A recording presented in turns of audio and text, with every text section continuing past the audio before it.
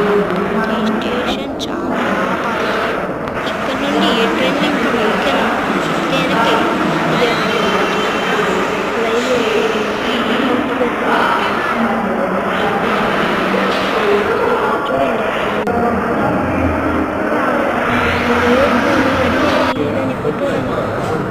కొద్దిసేపటికి టిఫిన్లు చేసేసాము.